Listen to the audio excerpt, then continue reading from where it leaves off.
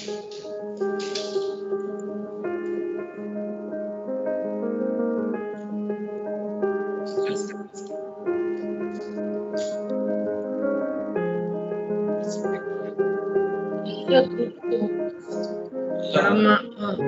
ತೋಟದ ಮನೆಗೆ ಹೋಗ್ಬೇಕು.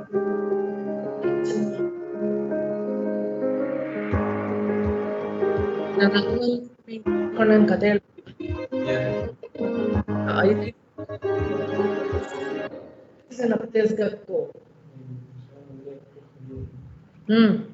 ತೋಟದ ಮನೆ ಅಜ್ಜಿ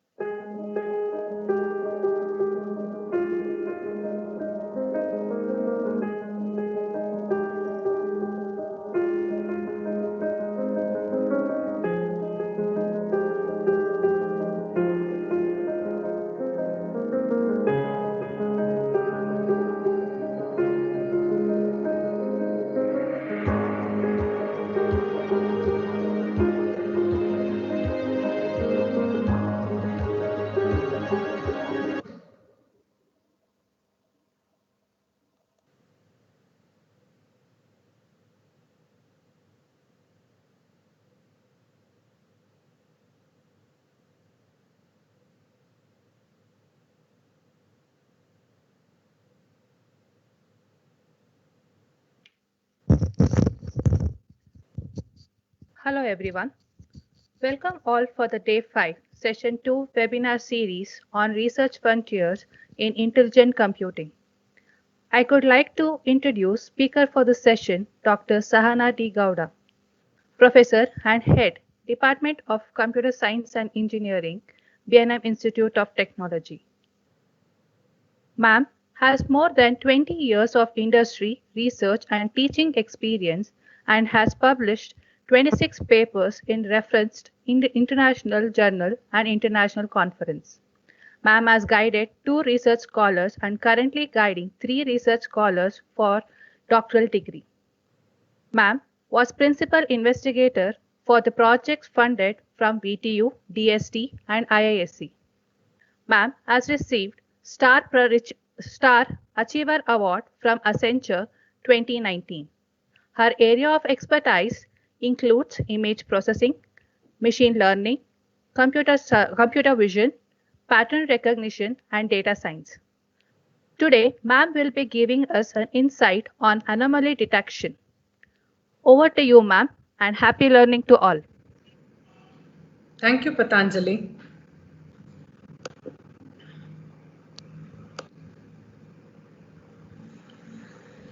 Yeah. So before I start my presentation, when we say it is an anomaly detection, what exactly comes to the mind is that some abnormality which is not normal. So how intelligently human can identify the activity, it could be an activity of a human, activity of any living being, activity in a particular location. So for that, the environment today, the society has become high active, wherein we have placed many systems in place in replacement to human eye. But the replacement to human eye today is just capturing the videos that are in place and of the location. So how intelligent can a system be made the way the human expresses what is happening in that particular scenario or that situation? Right? We will look into some of the videos that have been captured through the surveillance system and this art of the surveillance, to state of the art of the surveillance system that is available today. And slowly we will also see how the video, the visual perception of the video is getting converted into data. And that is the reason why there is voluminous data being generated and stored in cloud. And that is the reason today we said getting data is not an issue. But the analysis of the data is a major issue or the challenges that need to be solved by the researchers. So that data, how should we handle this data? How smart the data can be analyzed so that this system can become intelligent here. So moving on to the next slide, I shall just show the video clipping where you can see this is a surveillance video at different scenarios, right?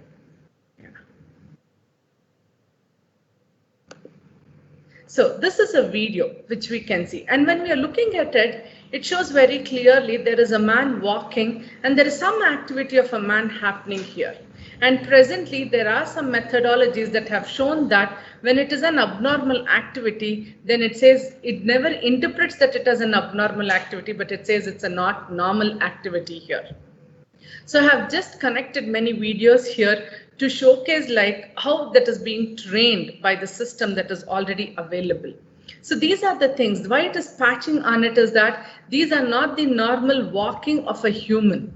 So that is what it is trying to interpret here, that it is not a normal activity, it is an abnormal activity. Can we name it as an anomaly? At what level should we name it as anomaly? See, probably if that was an exercise that the people would have doing it, and if I knew the context of it, probably I would have said, yes, this is okay, that is happening. But if I don't know the context of why it is happening, I really find it to be abnormal here, the way the activities that are happening in this particular video. So this indication, now what is happening, the camera is just capturing. At the back end, there is some processing that is happening and saying that that is not the identified, they are the abnormalities. Coming to a surveillance in a subway. Basically, I think these are the common videos that are recording by the public, by the departments, like where they may make sure that people don't misuse that, because there are less people there moving around, and every 24/7 people sitting and monitoring is difficult. So any abnormal activity caused should be alarmed here. Is it really the intelligent system that are available today are alarming?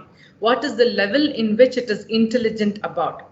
So next video is on the pedestrian. See, when you say it's a pedestrian street, we expect people to be walking. When you find a bicycle going there, I think that's abnormal here. So even when the skater comes in, we find that it should be an abnormal, because pedestrian street is meant for walking. But we have not mentioned the level of surveillance that it should make here. So these are the things that we say that it could be abnormal activity, but we really don't know whether it's an anomaly there, which should be done, which should be really meant and which should be stated on. So these things basically tell us that we have to make sure that there should not be a person sitting and seeing all time to make out that there is an abnormal activity happening or not. Can the system automatically do that? That is what we are looking into now. So this, when here, beside that, I have another video which is called as green-based videos. Normally, these are the videos that we use to process it based on the activity detection. When I play this, you can see the man starts walking and then slowly he starts running. There is two activities that is taking place here. So how is this video getting converted into a format of data? I think now it is very well known, and many works have been reported how the data is being converted, how the data is being generated from these videos. There are a set of attributes that they define. And when we see there, everywhere we see a tag, it is application dependent. It is not that it is like we know what are the activities that would have been already labeled, and that those activities are the normal activities and the other activities are abnormal activities. Without even intending the supervised knowledge about the activity, based on the data that is running continuously, can the system automatically say that there is a change in the values that are getting recorded? And what is the change? Is it a normal change, or it is a gradual change, or is it an abrupt change? Can the system so intelligently mention? Because we know that once there is a change in the activity, automatically the attribute values that are being captured will also be changing there. So once we know that, how intelligently can we devise a system to be so intelligent itself, it can say that there is an abrupt change, probably there is an anomaly or the disturbance in the video. Though not it is pointing out at the video, looking at the data, can it indirectly say, yes, it is possible here. So what is the state of the art today in the surveillance system? We know that depending upon how good is your camera, how costly is the camera, depending upon is the quality of the video that it records here. And the very simple technology that we are using is that there are cameras fixed at various places in a particular location, and then that is being getting recorded into a DVR later, which you can view it. And we have now apps that have come up, which you can have it on your mobiles or you can have it on your laptops. And if you are somewhere out and you want to monitor, see what is happening around your house or in your office, you can just log into the app and you can see that. But you can just see that, no further action. Or if you don't have the app open, it will not alarm. Probably to some extent, there is a system partially available to alarm other than what is the normal status here. But on a big scale, when there is a traffic surveillance, home surveillance, the present pandemic situation that we are facing, I think we have been hearing that the drones are being flying in the society on the streets to look at the activity, because it is not safe for the policemen or to any of the employees connected for the pandemic control in the city to move around in the city. So we have a huge base station that has been set up with lots of monitors, and they connect over the telephone and tell them, yes, see, this is what is happening. Just tell people not to be crowded in any places. So 24/7, there is a manpower that is being utilized to just see and watch what is happening and alarm to the concerned person to take care about it. So is it possible that, okay, before getting into that, let me say how the data is getting generated. Here I have a video with only, I mean, this is a green based video. That means there's no background of it, and a lady doing a single action over it. So this video we have just converted for the format of understanding how a video actually converted into a data format. So it has a timestamp here, and it has 9 attributes that we have recorded here. So this is for the convenience of understanding how the data actually looks. As a researcher, first we should understand how the data looks in, and then we get into knowing how should we analyze it. See, human intelligence cannot be replaced at any point of time. Human intelligence will make things comfortable for the betterment of the society tomorrow. And that's the reason human intelligence is building artificial intelligence. And the day artificial intelligence comes, but still human intelligence cannot be bypassed here. So when we look at this data, you see there is a timestamp in the second column which I've taken. So there is 12, 47 and 48. Which we see that it is a minute difference of data of the same sample, of the same video which I'm taking here. Probably if I've taken the activity of the lady here, it is within 2 minutes the same activity is being recorded. That means it's the same entity and different instances of the entity that is getting recorded. So like this, generation of data from the video is not an issue today. There is voluminous data that is already being generated. But the question is, can we automate the process of detecting the anomalies by an intelligent system without human interaction into it? This was the work done by my second scholar, Dr. Bhargavi MS, Assistant Professor, Bangalore Institute of Technology, Bengaluru. I appreciate her commitment, because this was initially the work we took up with, wherein we said that there is no video analysis that we have got to do. It is the data that we are going to consider, because we knew when we are handling the data, it comes with a lot of mathematics involved in it. So we had the support of getting a live data from ADA, the HAL, Aeronautical Space, where they supported us, giving us the live data of the space shuttles of where they were moving on, and they could also say that, okay, can you tell us the data disturbance, what was happening? So we were very successful in completing this job. So now the whole of my work says that from the visual perspective, I've transformed the data into a big data problem here, where there is a lots of continuous data running with the timestamp. So when I say there is a timestamp, at what time did it happen? Is it between 12:10 or 12:11 what was happening? So that level of accuracy we can come out with, and that is what we have done it here. To make this available and to analyze the data in it, we chose spatio-temporal data to be the best format where we can put the data into and process it. Why we thought it was spatio-temporal data is better? Because we know today the society is having a very high active environment, where you can see gadgets getting worked, and here people are moving around, and people are very much aware about the technology that is happening. They have their own formats, they have their own devices connected for their own security purposes and all these things. For such high active environment, it demands for the security where it needs to be continuously being monitored. Right? So that is why when we said it is context, that is the environment, it is the spatial, the context of information that is required, and continuous monitoring is the temporal, time domain, which we have to consider. If the I could tell at what time what happened as a human, why not a machine tell exactly at 12:10 this is what happened to your house? Exactly at 12:10 there was a traffic jam. Exactly at this point I could see a person just skip the traffic signal. Right? So time is the one which really matters much, right? Whether it is, when I come to a traffic, the more concern is that during the peak hours, right? Where there is huge traffic. When I say it is 12 noon, probably we know we are either set at home or we are set at our office. So there will not be much of the traffic. So even the 24/7, the human who sits and monitors it will be relaxed like that. Can a system do that? It knows that when it has to be alert, when it has to be taken leisurely, right? So temporal is also one of the important attribute that need to be considered.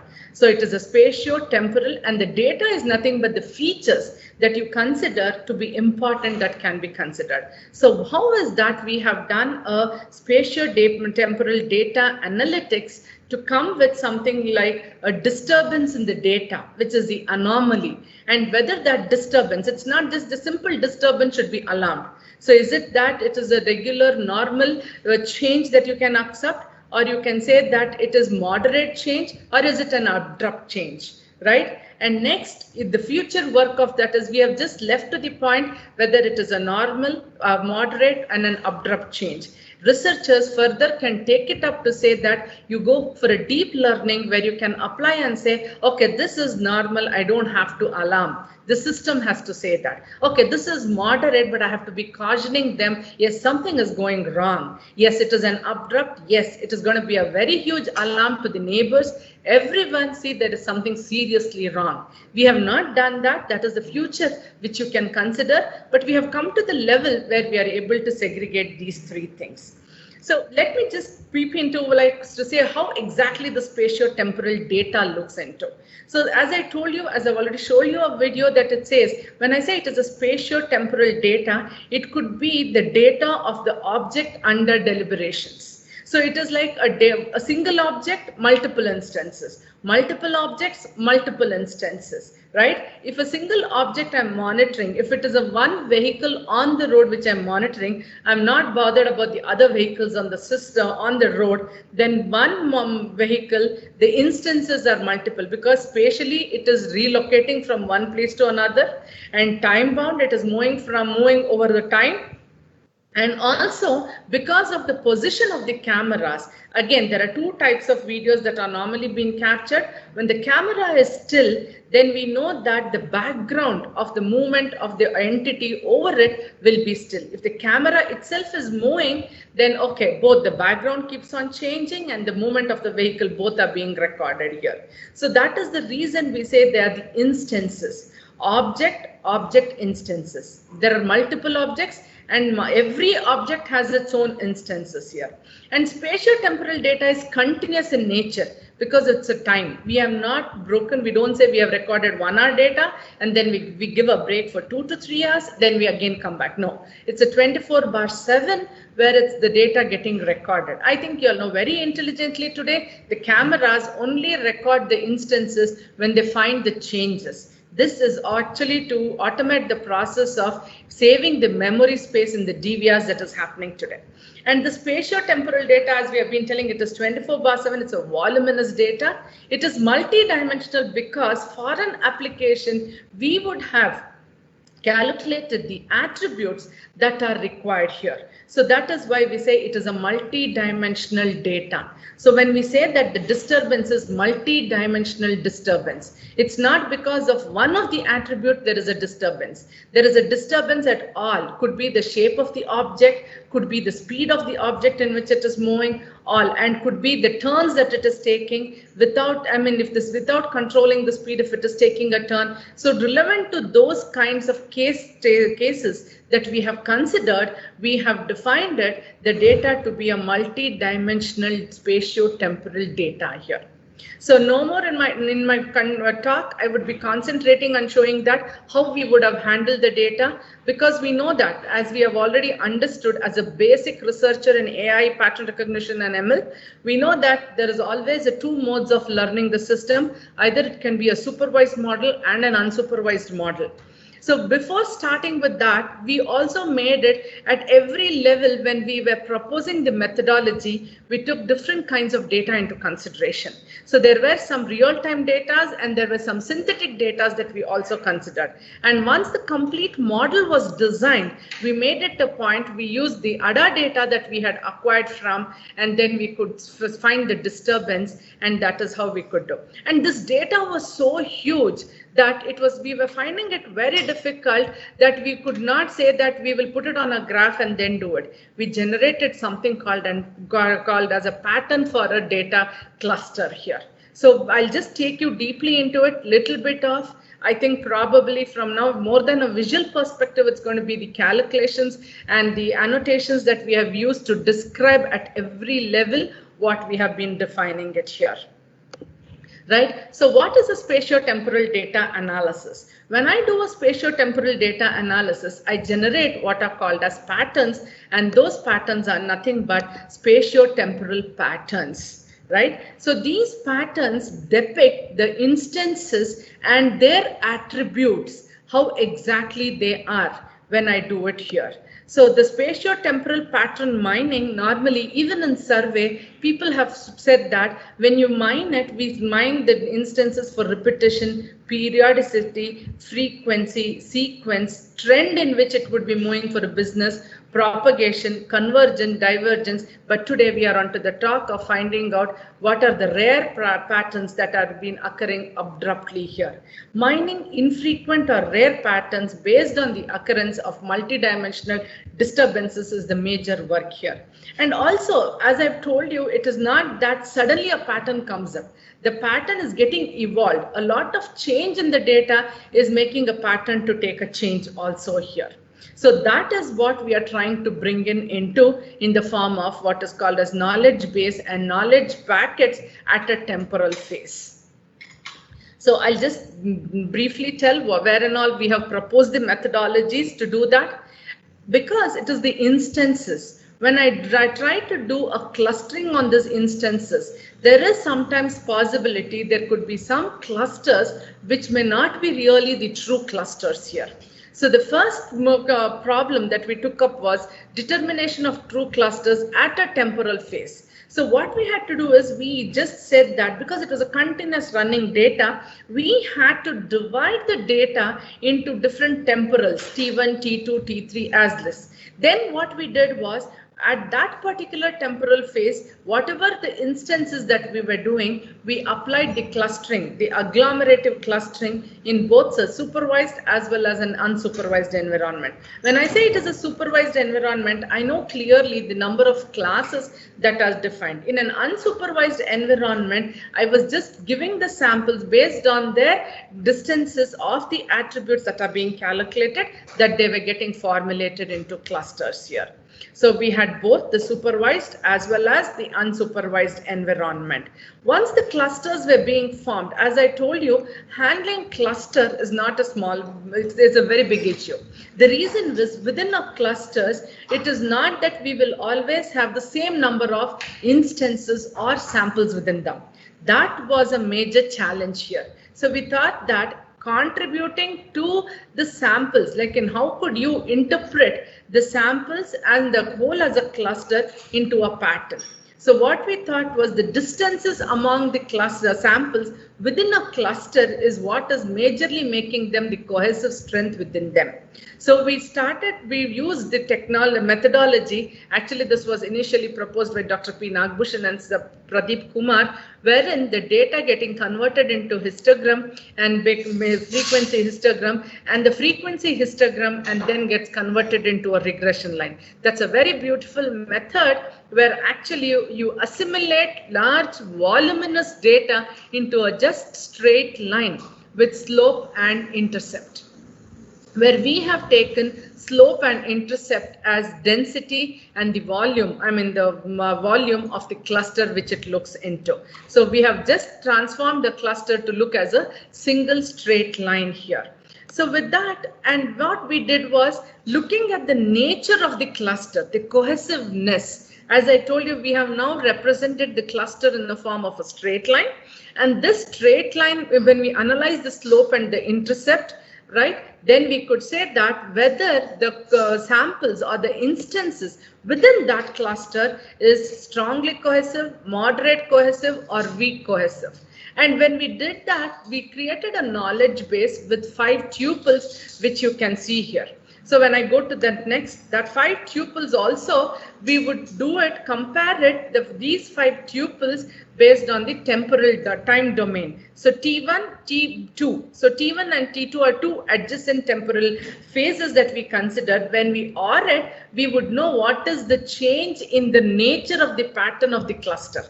So if there is no change, they're similar, there would be overlapping lines of the two clusters when we considered. There could be little deviation of the lines in terms of slope. There was a gradual change. And if they were not at all, and if they were perpendicularly intersecting to each other, there would be an abrupt change. So then it would indicate that there is something that is changing.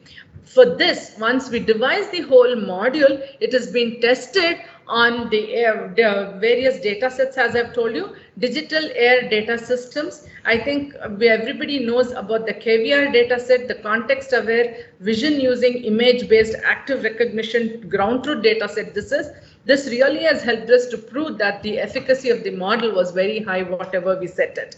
And we have also taken the variable motion sensors, kinetic sensor data set, along with which at every intermediate state, when we were defining the clusters and the true clusters and all these things, we also use some of the regular data sets that we always know, the IRIS, Viscon, breast cancer, wine data set, and some of the synthetic data sets also, simulation 2, 3, 5, 6, 10, and 16, because when we propose a methodology, we should make sure that we test it on the benchmark data sets and the existing data set so that you can compete with the existing methods proposed by various researchers also. So that care should be taken here. So that is the reason we have used these data sets. So coming into little bit, I'll just get into a deeper of understanding how we devise these methods of true clusters. So determination of true clusters, as I've told you, we have always considered an unsupervised environment and supervised environment for cluster formation. So when we say it is a supervised environment, we know the number of classes that are being well defined. So when we know that also, when we apply the technique that is proposed, whether that particular technology is dividing or stopping the clustering technique at a very well predefined without the knowledge. So it is unsupervised. So what did we do was, we initially started using an agglomerative clustering technique. So in the agglomerative clustering technique, every sample is individually treated as a cluster. Later, looking at the distance among the attributes of those samples, we have made sure that they get combined. I think everybody knows about it. It is an hierarchical agglomerative clustering technology that we have adopted. But the only point what is tweaked here is the innovation is that automatic cutoff. It says that, yes, two entities can be put into a cluster after giving a threshold of a very bigger number. Is it really acceptable? Should we do that? Or shall we terminate? No, you cannot do that. As we know that as humans, we do that, right? We know that end of the day that if you want to put everybody, taking an example, engineering colleges in Bangalore, I can say it is one cluster. But when we say that engineering college, every engineering college becomes a cluster here. So like that, can a system intelligently cut off saying that no, you cannot put them into a same cluster, they have to be in different clusters. That is being done by validating it by taking, and that is where we have used the hierarchical agglomerative clustering, where we have used a novel validation process that terminates the clustering process dynamically, and that is where we have got the true clusters. And we have also done cluster validation index by a hybrid approach where we have taken the proximity within the cluster and between the cluster. That is the reason we say it is a local as well as global proximity of the clusters. And also this process of validation eliminates the superfluous computations and determines globally optimal clusters by maintaining the local cluster stability. In the sense, when I look at globally, there are 3 different clusters, but I know that they cannot be put together. That doesn't mean within a cluster also competes to say that it cannot. That local stability which we have got to maintain it here. We had got good publications when we had published this. So the experiment was conducted on simulated data sets as well as on real data sets. And as I have told you, we have used k-mean partitional clustering algorithm and hierarchical agglomerative clustering algorithm. So at this point of time, I'll not get into much more details about how is this experiment. This is to indicate that the number of clusters that we got it was true. See, we can see here from this first graph, which you can say for the iris data. Iris data has 150 instances, 4 features, and 3 clusters. So our method says that at this point, it says that yes, you cannot further cluster these 3 clusters, they have to be. And that is the reason we could achieve this. Yeah, and we have evaluated the methodology that we have done, and it is satisfactory also for many. I can also show you the tabulation. This is in Wisconsin breast cancer data that we had considered. Here again, we are getting, because it has 2 clusters. So there again, it really cuts at 2 clusters. It will not make it to 1 cluster. As I've told you, the hierarchical agglomerative clustering technique, if we just leave it, it can go up to 1 cluster. But it will show you the distance that it has taken to cluster them also.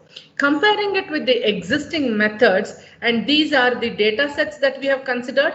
There are 5 real-time data sets, and there are 6 simulated data sets. And this is the actual clusters that we had to get it. These are the various techniques that we have compared with, and these are the 2 techniques that we have proposed also here. So this is a comparative analysis of how good is our method. So as a researcher, when we have proposed these 2, we should make it a point we have implemented these methods also. When we implement a method, we will really actually know the limitation of that particular method, which is there. At that point, the researcher should pick it up as a problem.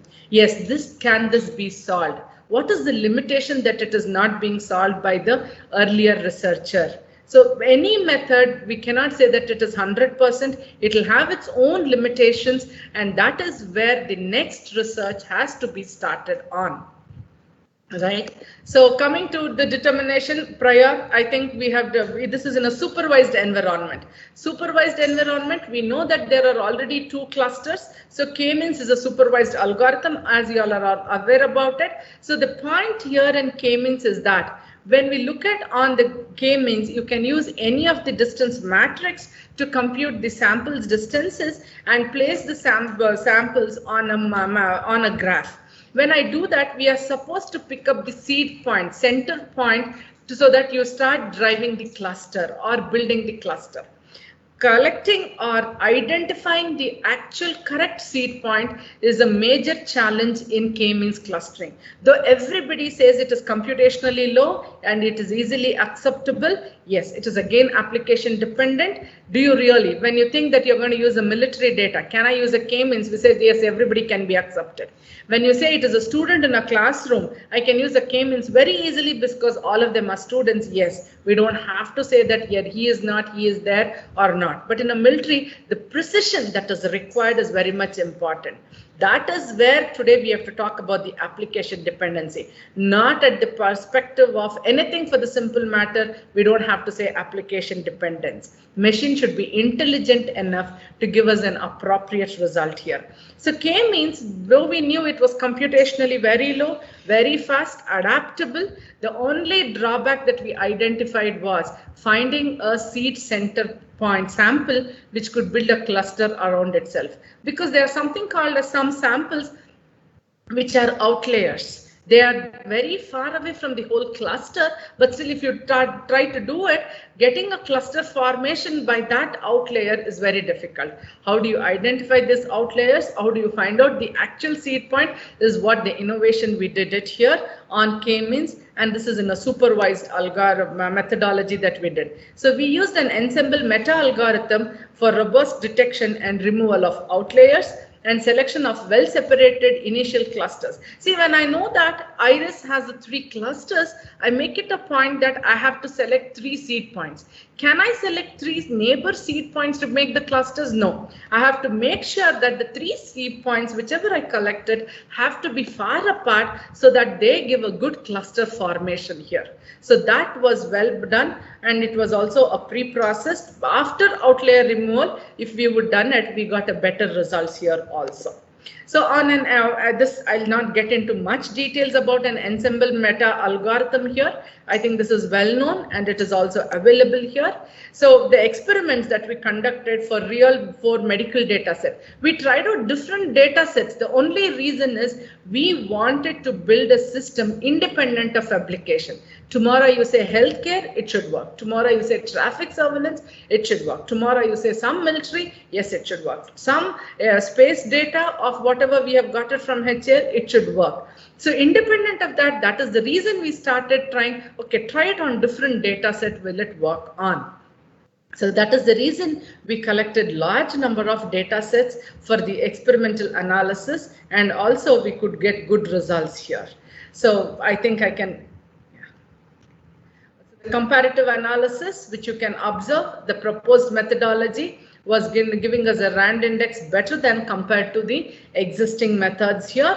And next, once we formulated the clusters, I think now the picturization is every cluster has n set of samples or n set of instances of an object, right? So when I say a cluster, now everything which gets divided, so there is cluster 1, cluster 2. In time t1, there is a possibility that I can have 2 or 3 or 4 clusters depending upon the nature of the samples that are within that time domain here. So these true clusters that are being formulated now, we want to represent them as patterns. So when I say it is a pattern, we went to say that how can you do that? What is that information a cluster gives? A cluster is just telling us it has n samples within them, and each sample has n number. We want to represent them as patterns. So only information. So when I say it is a pattern, we want to say that how can you do that? What is that information a cluster gives? Or a single feature to feature distance between the samples of the same cluster, which we had to take here. So distances among the instances form a strong representative for pattern generation here. So we encased the distances within the sample, the distances between the samples within a cluster. So pattern analysis and knowledge discovery should reveal the uniqueness of a cluster in terms of cohesive strength. In the sense, when I have a two family, how strongly they are binded within themselves, right? Which is a good family, which is that there is some disturbance within that family. If I take this example, it's nothing but the cohesiveness that we have to monitor here, taking different attributes into consideration. Cluster is just the same thing that we are trying to handle.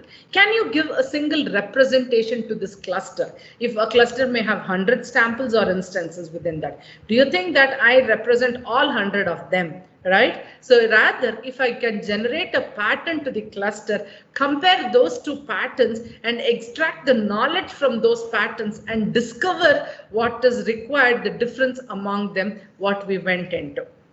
For doing this, patterns were generated by assimilating the distances computed among the instance within a cluster. And regression line is the pattern which got generated. Generated pattern is able to uniquely depict the cohesive strength of the cluster based on the spread and density. What we are doing here, because regression line is a straight line which has slope and intercept, we are mapping the slope and intercept to spread and density. 6 knowledge packets are extracted through pattern analysis that depicts 5 different nature of cohesiveness. Actually, it has to depict as 9, but 3 of them goes invalid. So we have 6 patterns. I shall take you in detail how we came to the conclusion that 6 are valid and not 3 more. At the end of my talk, I shall also show you how the instances that we can, the time-bound instances and the cluster formation, how we have got it here. So this is, I'll just go faster. I think probably this is, as I told you, there was, it was proposed by Dr. P. Nagbhushan and Pradeep Kumar. We have just taken the same methodology here, but our interpretation was to represent the cluster. Assimilation of distances in a cluster by histogram. We have done it for 10 bins, and the bins are normalized, which you can see 0 to 1 here. So this actually does the slope. Each bin encompasses the number of distances in a designated normalized range. That is the distances among the instances. So how did I compute these distances? Distances is nothing but you can use any of the Euclidean distance with taking the n number of attributes of each between the samples comparison that we have done here.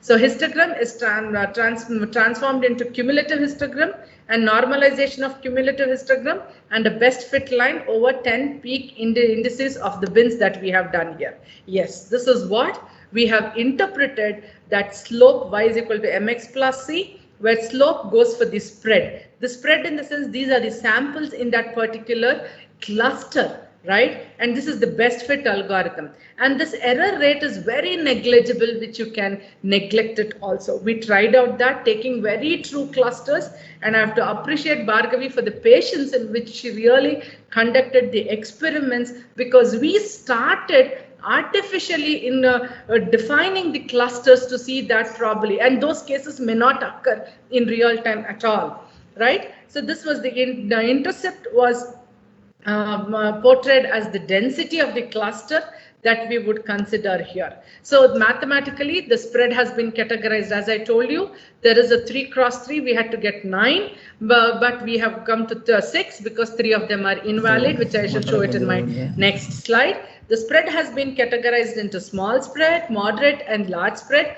Density, the values hold good for same for high density, moderate density, and low density. And here is the pattern analysis and knowledge discovery that we did. So slope, when there is a low slope, that means I think you can know visually, you can feel that, right? When there is a low slope, the spread is very low. That means the samples within the clusters are very intact, right? They are not spread. They don't have a very big spread here.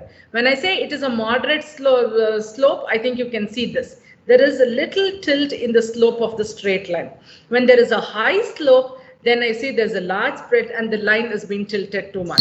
And also at the same time, high intercept, you can see here the intercept value, high intercept, it is closer to 1, then it is high dense. I mean, the densely, the samples are very closely intact in this particular here. Here it is moderate, you can see it's going down, and here it's already completely closer to 0, where it is a low intercept and a low density. Low density in the sense the number of samples are themselves very low in that particular cluster here, right? I think I can come out of this, as I've already told you, the errors are very negligible. There are small error rates that we can, and they don't contribute much for interpreting the spread and the density. So the knowledge that we could do, this is what I was talking about. There could be lots of combination of 3 cross 3, that is 9 combinations which we would get it. So low slope, high intercept, low slope, moderate intercept, low slope, low intercept was not, low slope and low intercept is invalid. Moderate slope and high intercept is valid. And these are the 3 which are invalid in our case. That is moderate slope, low intercept, high slope, and high intercept. So these 3, because we tried, and that those kinds of situation will not occur here, right? Probably in the coming days, if you have the real data to check on, that's really going to be very nice that we can say that. And but this we have proved it that it is not possible to occur here. So mathematically, yes, this is what I was taught, cannot co-occur together. Low slope, low intercept, and high slope and high intercept, which is invalid, and moderate slope and low intercept, which is also invalid here. So next, once we have these packets, right, we know that what is the combination that they have. Now the low slope or high intercept, low slope, and all these 6. Now we go on to saying that the cohesiveness, the knowledge that we get from them, right, that are being labeled as strong cohesiveness, moderate cohesiveness, and weak cohesiveness. Yes, here there is a limitation that we just made it a tuple. Tuple is nothing but the number of clusters within that timestamp that we have got it here. So I'll just go in detail of little bit into it. So how we have defined it here. So knowledge packet 1, low slope, high intercept, extreme right skewed distribution, small spread, and high density. So it is a strong cohesiveness. As I told you, this is the one which will have the strength, samples are very, very cohesive in nature, and there is going to be a very small spread. I mean, they're going to be very intact and they are highly dense. I mean, there are lots of samples within that. Right? And next, knowledge packet 2, we have moderate slope and high intercept here. So here it is a moderate spread and a high density. I mean, they are spread to a much more higher extent, but their density, there is more number of samples within them here. So knowledge packet 3 is moderate slope and moderate intercept. Here it is the variable density spread moderately, or it could be uniformly also. So packet 4, it is high slope and moderate intercept. It is a large spread and moderate density that we have. Packet 5, I think we would have got it by now. What we are trying to tell here is the distribution, how exactly the cluster is with the samples within that in perspective of spread and density that we are doing. So this knowledge here is weak cohesiveness. And the last one is strong cohesiveness. This is a special case. There are only 2 range of distance bimodal distribution that we can see from the histogram that is possible. So in this bimodal case, this is strong cohesive, but the occurrence is very low that we monitor here. So the 6 strong knowledge packets with the slope and intercept, we said that the cohesiveness could be strong, moderate, and 2 more weaks that we have done. And we will see how exactly there is the cohesiveness transformation from strong when it is moving to weak, I mean moderate, then moving from moderate to weak. That is a gradual. But if it is moving from strong to weak or very fast, then we say it is abrupt change that we are observing in the data here. So that is what we said, that is the character evolution of the patterns. As I said, from strong, it cannot jump on to weak. From strong, the next level of strong, and then it has to come to moderate, and then it has to come to weak. By the time it has to come to weak, there is a 4 types of evolution the pattern would have undergone. So you would have accepted those 4 types for it to become weak. But if there is an abrupt change from strong pattern to a weak pattern, then we say there is a lot of change, that is a disturbance that has been caused and which is not possible. So probably the attribute values also would have shooted up like anything. It is an uncomparable at the particular timestamp, or it would have gone low here. So the over temporal phases, knowledge extracted from the patterns aids in assessing the changes in cohesive strength of the clusters. This is what I was trying to tell you. Change analysis aids in understanding the characteristic evolution of patterns over temporal phases. And during the temporal phases, we monitor that. Inference from the characteristic evolution alarms the multi-dimensional disturbances as anomaly. We have started at the level of saying that there is a disturbance in the data. We have not mapped it back to the video saying that this is what could be there. That is a challenge, that is still an open problem. If there are new researchers who are trying to get into the pattern recognition area, you can really pick it up, right? And that's going to be a real support to this society where your systems become so intelligent. Tomorrow, you don't have to worry about having a human sitting 24/7 seeing to what is happening. That day, the system or a system which you would have designed alarms and tell you what is the action that you have to do. So that day we say that we have developed a fully intelligent system, but we'll never replace a human brain at any point of time. Right? So in this research work, as I've told you, I'll just get into how exactly we have compared the clusters at one temporal phase to another temporal phase. This will be my last work, what we have done, I mean the last level that we have implemented, that we have intended to do here. A knowledge-based form depicting the knowledge about number of clusters and their cohesive strength in every temporal phase. Knowledge base is a tuple of 5 attributes. Logical mapping of the knowledge base through an OR operation reveals the change in the cohesive strength of the pattern. As I've told you, I just said that it cannot move from strong to weak, right? But how did we know that? We have used a simple OR operation. I think this is also one of today's researchers that they find getting into maths is really very tough. No. Being in computer science or any field today and in engineering, automating the technology, we should be talking mathematicians. And very simple maths can change the world. That is what we are doing here. We also have not done anything big that you cannot understand. Anybody can follow it, but it's only the logical thinking that need to be put in to make sure that yes, that is what we wanted and that we have achieved it. That is, we have just used a simple OR operation to do that. So the inferred is that abrupt, gradual or no change are inferred over temporal phases, revealing the characteristic evolution of the patterns. Multidimensional disturbances are inferred based on the variation in cohesive strength over temporal phases. Right? So this is what I was talking about. How the knowledge base is done. There are 5 tuples that we represent the nature of the cohesive. Right? S stands for strong.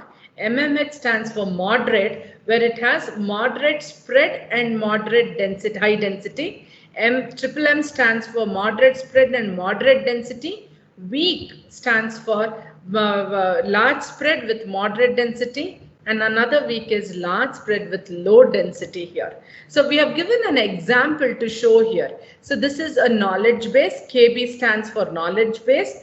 And these are the 5 tuples. So this 1 and 1 indicates at that particular knowledge base, in that particular temporal phase, there are 2 clusters. So this is cluster 1 and 2 clusters. So if I just add up, that gives me the total number of clusters. That is 2 clusters here. Then this is 1 cluster is strong cohesiveness. And the second cluster has a moderate cohesiveness here. So it is 1, 1. There are only 2 clusters at this level of cohesiveness and the other 3 are 0 here. Coming to the second example, which you can observe here, altogether there are 3 clusters in this particular temporal phase and there are 2 clusters which are strongly cohesive in nature and there is 1 cluster which is moderate, but it has a moderate spread with moderate density here.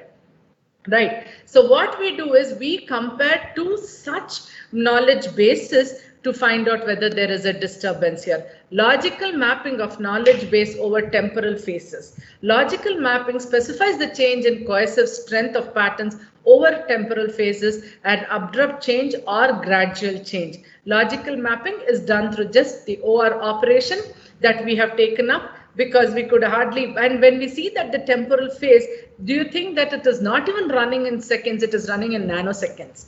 So the change is so much that we said that, okay, we will club these and come to the seconds. Only then you can find out. As human also, we don't tell the changes in nanoseconds, we normally tell it in minutes, where we say that, okay, this is, you cannot even count the flying of a mosquito, right? We just said it started from here and went and sat in another place.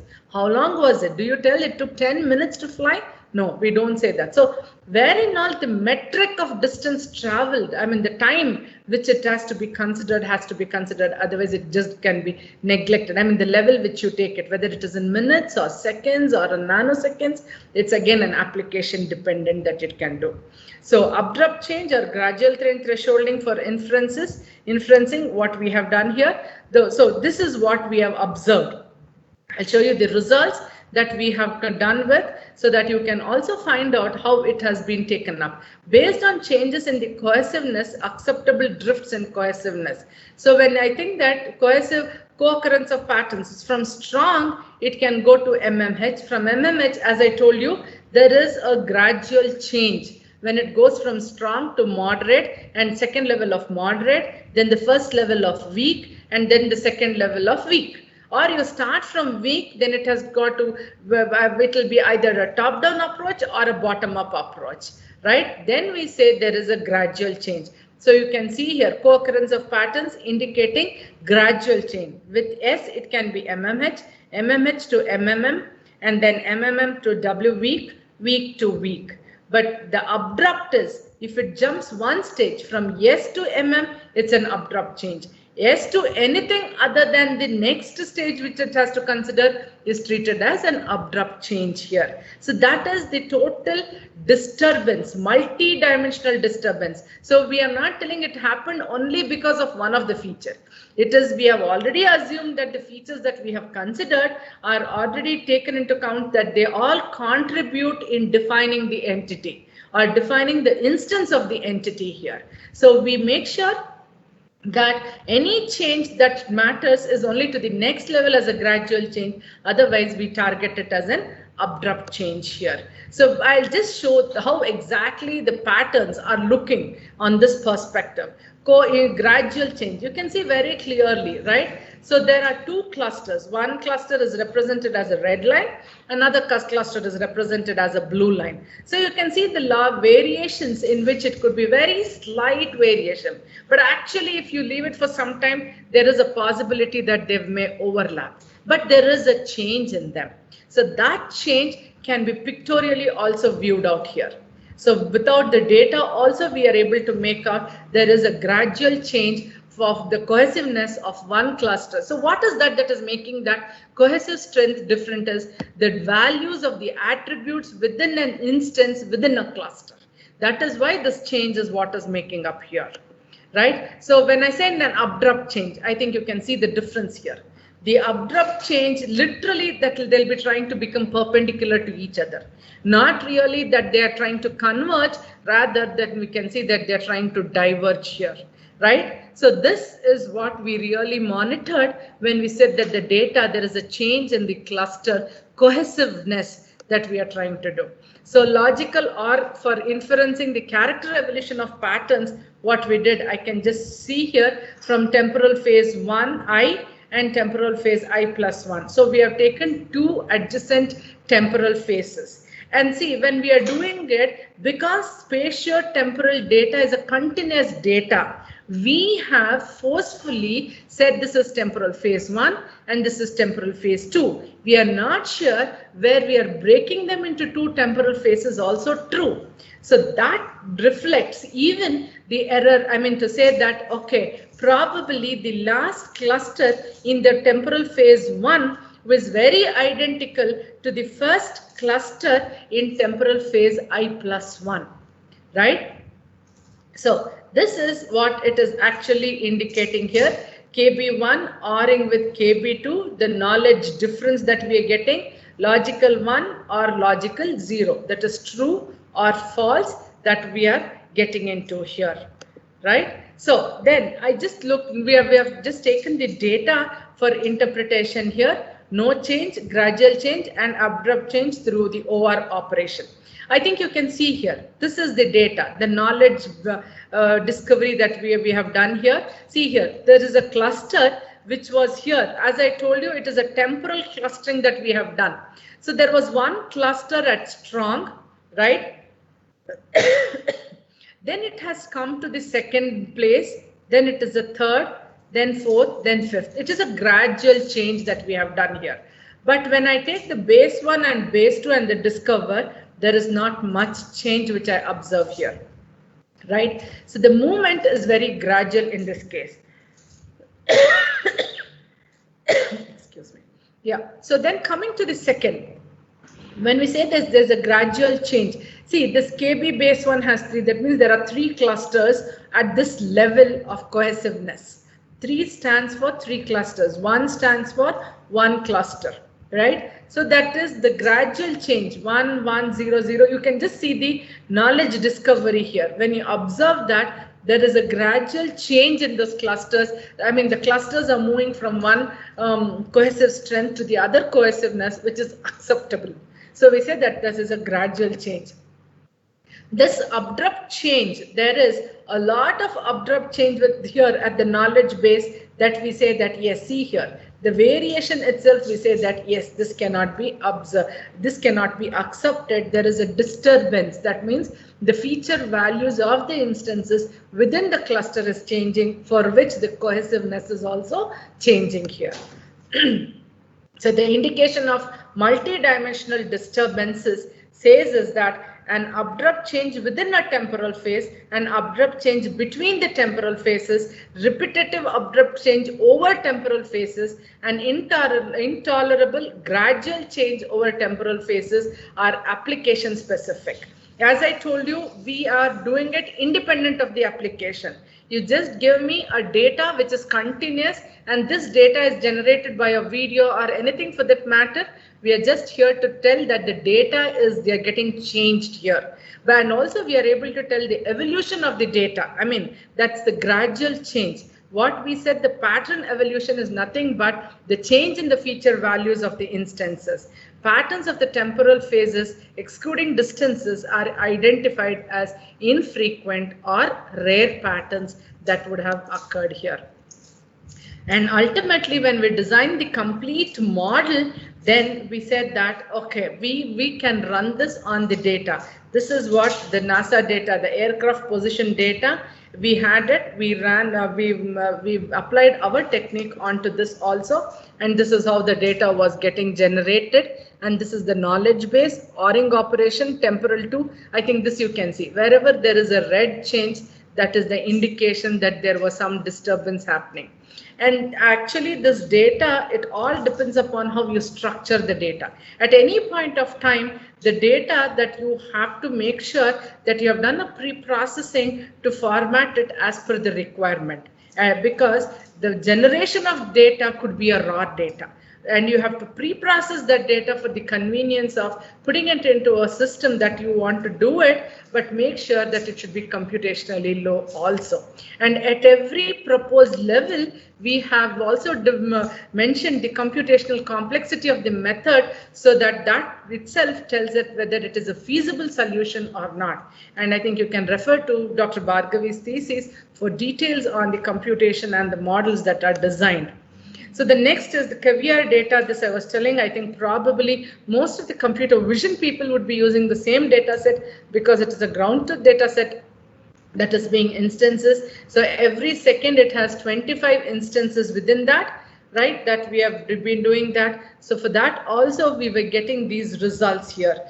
The red indicates that there is an alarming, right? And then we have wearable motion sensors. The initial data set which I had discussed, we have tried on all these things and we were able to achieve the results. This is only the data disturbance, multi-dimensional data disturbance that could alarm. And the challenge part is here is we need to map this results, whatever we have got, back to the video so that the system itself becomes intelligent and alarms that something is really abnormal or not normal activity that is happening here. So the talk I would like to conclude is that we have proposed an architecture to detect the multidimensional disturbance as anomaly in spatio-temporal data through a robust spatio-temporal pattern mining. Model designed is able to alarm a surveillance system independent of the context, because we don't look at the context. It is the data that is the disturbance that we are monitoring. But only thing is the next challenging future problems, if anybody wants to pick up, we can do this. Does not require supervised context dependent learning suitable for voluminous spatio-temporal data, can be easily portable to any application and environment because of its low complexity that we have done. Thank you. Any questions? Hello, ma'am. Thank you for your insight on your anomaly detection and research problems also. There are some questions which is phrased by our participants. I would be reading out one. How can we mask the advertised phase in the identifying and detecting anomalous activities due to bad weather condition? Yeah, that's again the quality of the video that you're talking about, right? Probably, as I told you, the first video which I showed it, would you accept if a movie has been drawn with that quality? No, we would not. But the point here is that the quality of the video, if it goes low also, we are not bothered about who is doing it, but he is not doing the good thing, right? So if you think that we have to mask it, I mean, it's not the point that we have to, what is that? You have to mask the face to show it. What is the question, Bhargavi? Was it like they want to mask the face? Mask the adversities faced. Means calamities, some disruption in the calamity of a natural thing, which they want to mask it so that they can detect the unusualities in the screen. Yeah, actually we don't have to do it because it is a data disturbance that we are doing. But because if it is a natural calamities, we would have already had the videos where the data would have generated for those videos on the normal situation.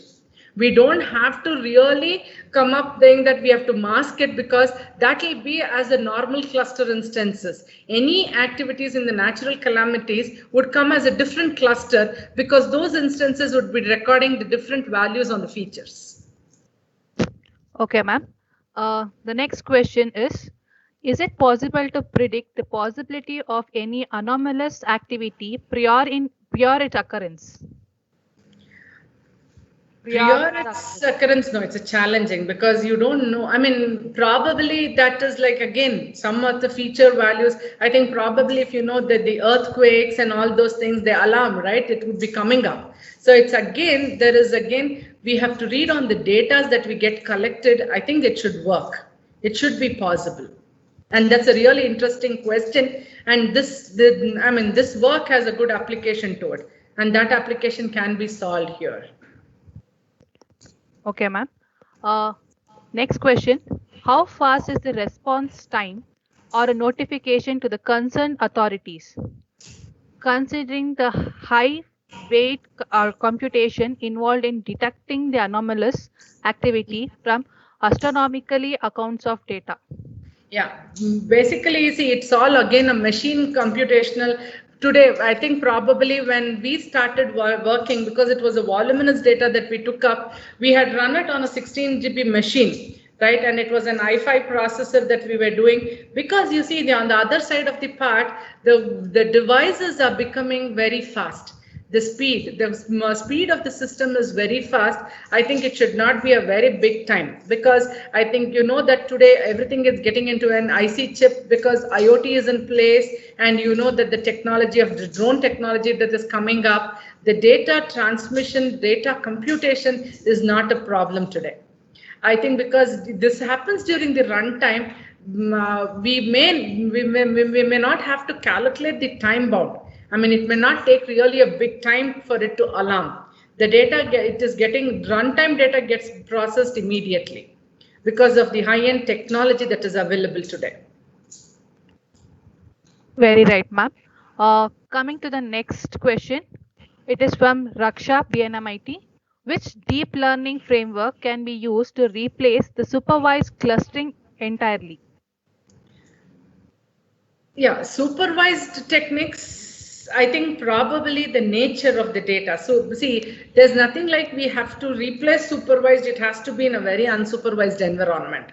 Supervised should be there at some places where it reduces the misinterpretation or misclassification, where you know that clearly, yes, the student should be allowed into BNMIT or not allowed is the only criteria when we consider why should we go for an unsupervised and make the things complex. We can go with the supervised, right? But when you say it is a deep architectures that you go, why we get into a deep architecture is that we want to make the system much more intelligent in understanding the second level there. So it can, you take a deep architecture for supervised learning, or you choose it for an unsupervised learning, but you need not have to replace anything with saying that we don't want supervised. See, why we assume supervised sometimes is we know clearly that it has to be only 2-class problem or a 3-class problem. When you don't know that it has to be a 3, the number of class problem you don't know, then you make it unsupervised. When you know it well defined, then we can just hold with that. Thank you, ma'am. The next question is, put some light on the best suited algorithm for anomaly detection in moving objects. It is from Dr. Rachappa. Okay. Actually, we started with the detection of moving objects, anomaly detection also. I think probably we have already seen the computer vision people doing it.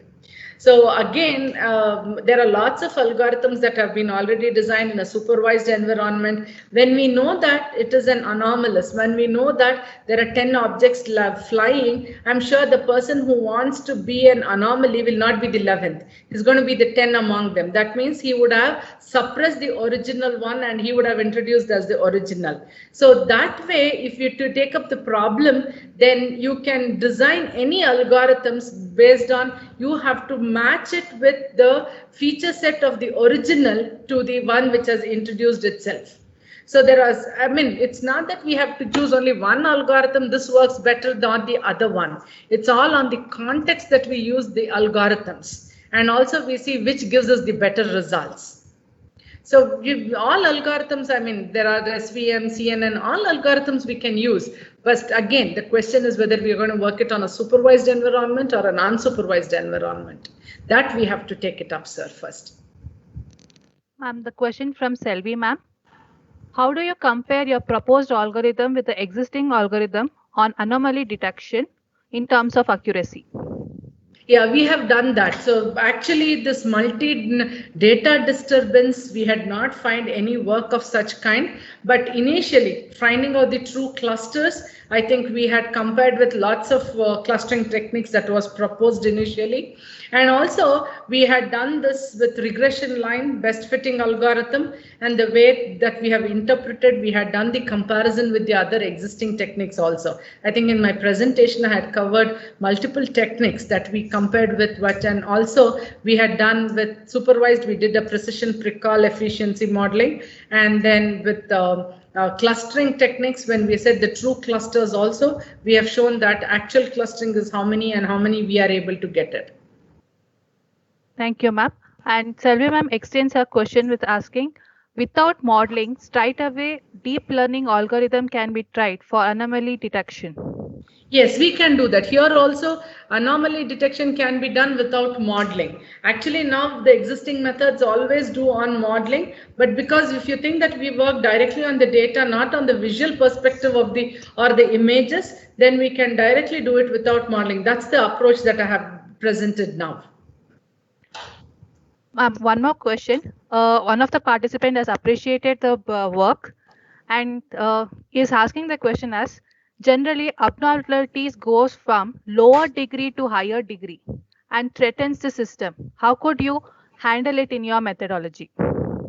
Yeah, see, normally what happens is that once we have a video that is capturing the situation, right? We don't know that the person, actually when I showed a surveillance video, the man was walking. So initially he was walking and suddenly he's changed his activity, right? So then what did we understand was that he was trying to do something. There was a abrupt change in the values of the features that we had extracted. So it automatically says there's a disturbance.